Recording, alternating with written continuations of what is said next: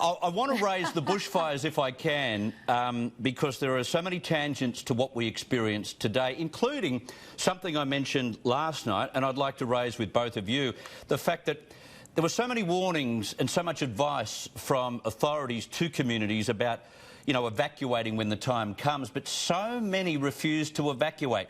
Why do you think that is, Catherine? I've been asking myself all day.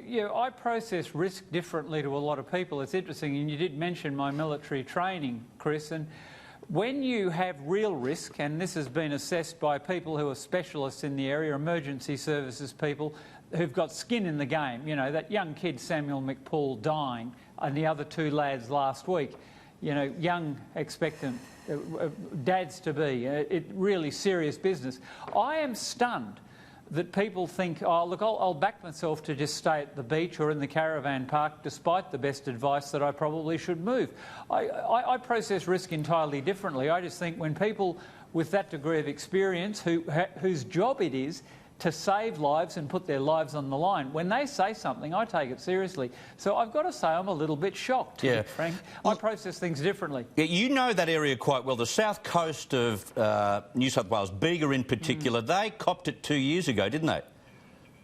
Well, Tathra, especially a couple of years back, had a very bad burn through there. I know a local councillor, Joe Dodds, and there's a terrific fella, a community leader down there, Ian Campbell, who set up a website called About Regional and used to he ran a festival at Bega to try to, you know, just to rebuild some community spirit. And it's a very resilient, welcoming community, and I've spent a lot of time with those folks over the last couple of years, and I know them. So they would be re-traumatised because they suffered quite badly very recently, and having this on their doorstep again, it's just too much to bear, frankly. Yeah.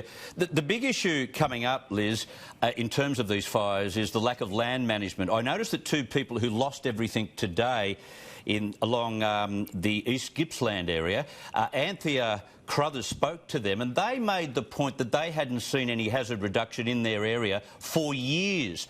I hope we don't forget about some of these comments when we have to look back at the fires in months to come. Yeah, absolutely. Look, we've been hearing more and more about backburning and why wasn't more done. Obviously, if you reduce a fire's fuel, you're going to reduce the fire, and it's going to be easier to control when it does happen. And we've seen many angry residents come out about that. But Chris, this is something else that the radical left, in the form of their Greeny arm, have taken from us. Every time we want to do backburning, we get yelled at. Every time we want to dig dams, we get yelled at.